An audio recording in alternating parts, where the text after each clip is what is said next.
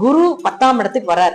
பதவி அப்படின்னு சொல்லக்கூடிய ஒரு இடத்துக்கு குரு இந்த ஜூன் மாசம் வந்திருக்கார். ராசி அதிபதியோட சேர்ந்து வந்திருக்காரு. இதுவே உங்களுக்கு ஆரம்பமே சூப்பர்.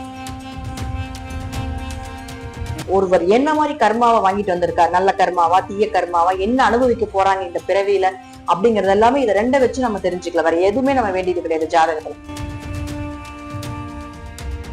வராத பணம், 8ஆம் இடங்கிறது வராத பணம். வெளியெல்லாம் பணம் கொடுத்துட்டு அது திரும்பவே வரல அப்படின்னு நினைச்சிட்டு இருந்தாலும் கூட அந்த பணம் எல்லாம் இப்ப புதன் நல்லா இருக்கிறதுனால நீங்க ஒரு வக்கீல் தொழில் பண்றீங்க, பேச்சை நம்பி உங்களுடைய தொழில் இருக்கு, இப்படி நிறைய அறிவு சார்ந்த தொழில் இருக்கு, சயின்டிஸ்ட் சம்பந்தப்பட்டது, புதிய புதிய கண்டுபிடிப்புகள் சம்பந்தப்பட்டது, கம்ப்யூட்டர் சார்ந்த தொழில் இருக்கீங்க அப்படின்னா 5ல ராகு இருந்தா குழந்தைகள் ரீதியா ஒரு மன வலி வேதனை, குழந்தைகளுடைய கேரக்டர் வைஸ்ல கவனமா இருந்து கொடுங்க. அப்ப நீங்க சின்னதா என்ன பண்ணாலும் அது பிரம்மாண்டமா ராகு காட்டி கொடுத்துரும். ரொம்ப கவனமாக இருக்க வேண்டும் துளாராசி அன்பர்களே இந்த விஷயத்துல மட்டும்.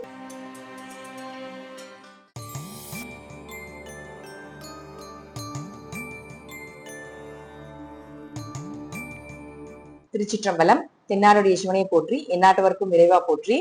உலகெங்கும் வாழும் டெம்பிள் எக்ஸ்பிரஸ் சேனல் நேயர்கள் அனைவருக்கும் அன்பான வணக்கங்கள். துலா ராசிக்குண்டான ஜூன் மாத பலன்களை பத்தி பார்க்கலாம். துலா ராசியை பொறுத்த வரைக்கும் பாத்தீங்கன்னா ஜூன் மாசத்துல உங்களுடைய ராசி அதிபதியாக இருக்கக்கூடிய சுக்கிரன் அப்படின்னு சொல்லக்கூடியவர் தொழில் ஸ்தானமாக இருக்கக்கூடிய 10ஆம் இடத்துக்கு வருகிறார்.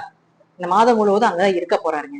எங்கீங்க துளாராசிக்கு நல்லா இருக்குன்னு சொல்றீங்க, கடன் நிறைய ஆயிடுச்சு, என்ன பண்றதுன்னு தெரியல, அடுத்தது என்ன நோக்கி போக போகுதுன்னு தெரியல, எல்லா ஜோசியரும் துளாராசிக்கு நல்லா இருக்குதுன்னு சொல்றீங்களே தவிர எங்களுக்கு வெளிச்சம் வந்த மாதிரி தெரியல, ஜோசியருக்கு தான் வெளிச்சம் வந்திருக்கு அப்படின்னு நிறைய நம்ம கமெண்ட்ஸ்ல எல்லாம் பாக்குறோம் இல்லையா, அதெல்லாம் சொல்றேன்.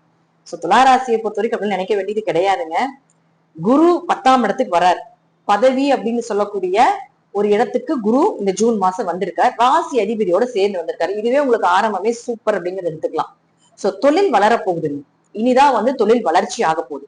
நீங்க இப்போ ஒரு தொழில் பண்ணிட்டு இருக்கீங்க, இப்ப நீங்க போயிட்டு இருக்க வேலை பிடிக்கல, அந்த வேலையில ஒரு உயர் பதவிகள் வேணும், அல்லது இந்த வேலையில இருந்து இன்னொரு வேலைக்கு நாங்க போகலான் இருக்கோம், அல்லது இப்ப செஞ்சுட்டு இருக்க கம்பெனில இருந்து இன்னொரு பிரான்ச் அவங்களுடைய கம்பெனில இருந்தே நாங்க போலாமா, இது எல்லாத்துக்குமே ஒரு தீர்வு அப்படிங்கிறது துளாராசிக்கு இந்த மாசம் நடக்கும். ஏன்னா ராசி அதிபதியோடவே குரு இருக்காரு. எப்பவுமே ராசி அதிபதி 10ஆம் இடம்னு சொல்லக்கூடிய தொழில் ஸ்தானத்துல போறப்படுறாரு. தொழில் மட்டும் கிடையாதுங்க, 10ஆம் இடம் அது கர்மஸ்தானம்.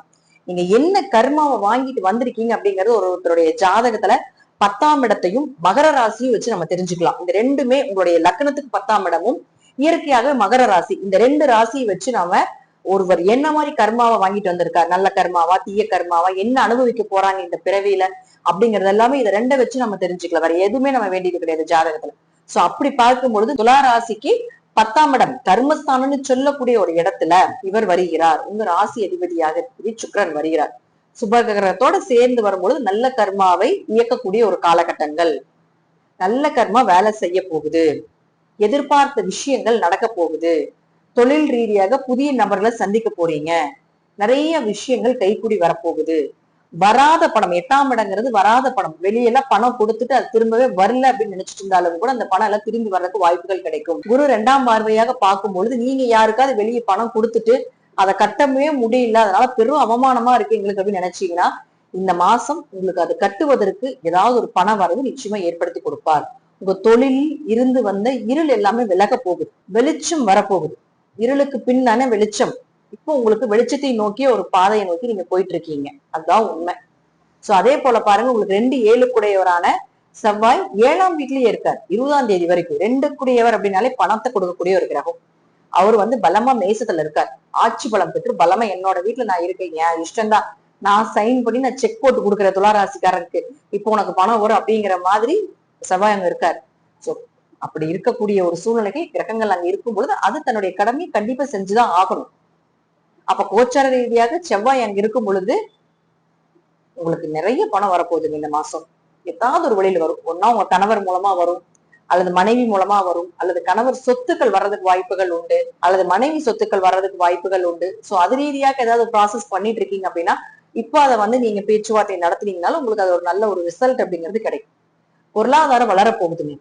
பொருளாதார ஸ்தானம் அருமையா இருக்கு, பொருளாதாரம் வளரப்போகுது. பொருளாதாரத்துல இருந்து இருள் எல்லாமே விலகி ஒரு ஒரு நல்ல நிலைக்கு போறதுக்கு உண்டான வாய்ப்புகளையும் ஏற்படுத்தி கொடுக்க போகிறார்.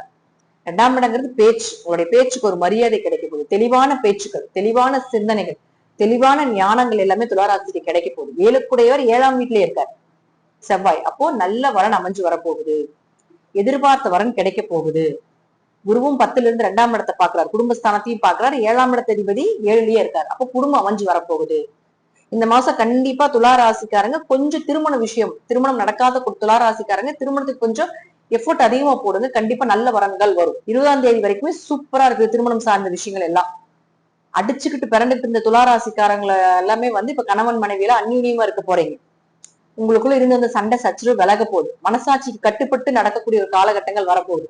புரிந்து கொள்ளக்கூடிய ஒரு சூழ்நிலைகள், ஓகே பரவாயில்ல அப்படின்னு ஒரு புரிதல் அப்படிங்கிறது ஏற்படும். அல்லது உங்க 2 பேத்துக்குள்ள ஏதாவது ஒரு ரிசல்ட் அப்படிங்கிறது கிடைக்கும். ஏன்னா உங்களுக்கு 2ஆம் இடத்தையும் குரு பாக்குது. 2ஆம் அதிபதியான செவ்வாய் அப்படிங்கிறது அருமையா இருக்கிறார்.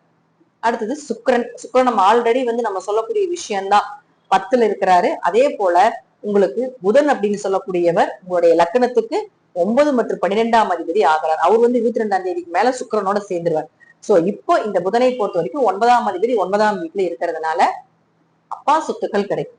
அப்பா மூலமா உதவிகள் கிடைக்கும். பூர்வீகம் சார்ந்த விஷயங்கள் உங்களுக்கு கைகூடி வரும்.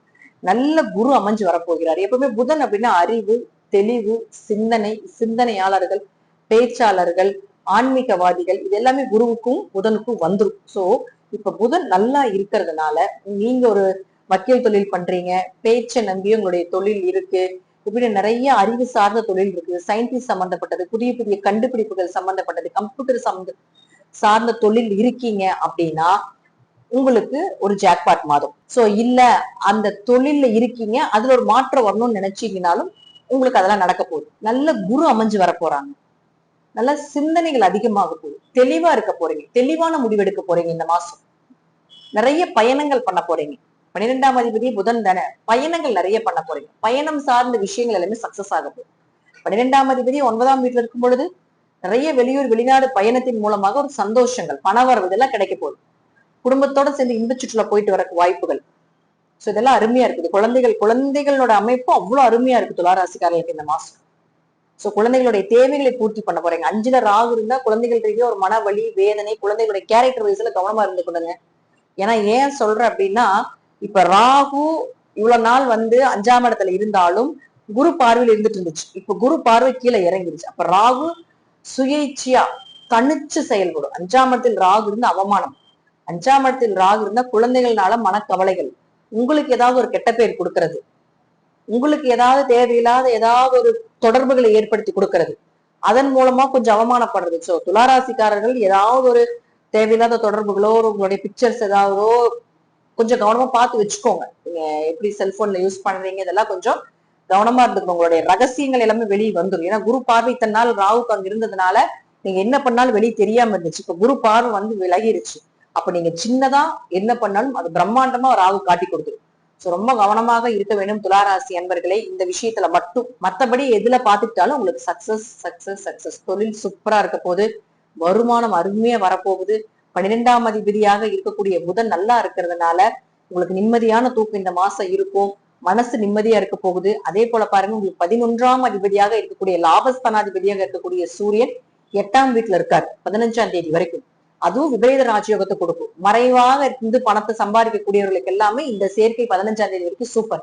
ஷேர் மார்க்கெட் சம்பந்தப்பட்டது, வெளியூர் வெளிநாடு வருமானத்தை கொடுக்கக்கூடியது, அதே போல ஒர்க் ஃப்ரம் ஹோம், இதெல்லாம் வந்து சூப்பரா இருக்கும். அதே 15ஆம் தேதிக்கு மேல பாத்துட்டீங்கன்னா இந்த சூரியன் வந்து 9ஆம் வீட்டுக்கு வந்து சூரியனும் புதனும் சேர்ந்து புதாத்திய யோகமாக வேலை செய்ய ஆரம்பிச்சிடும். அப்ப புதாத்திய யோகமாக உங்களுக்கு 11ஆம் அதிபதி இருக்கும்போது அப்பா மூலமாக பண வரவு, அப்பா சொத்துக்கள் மூலமாக பண வரவு, பூர்வீக சொத்துக்கள் மூலமாக பண வரவு, இதெல்லாம் சூப்பரா இருக்க போது.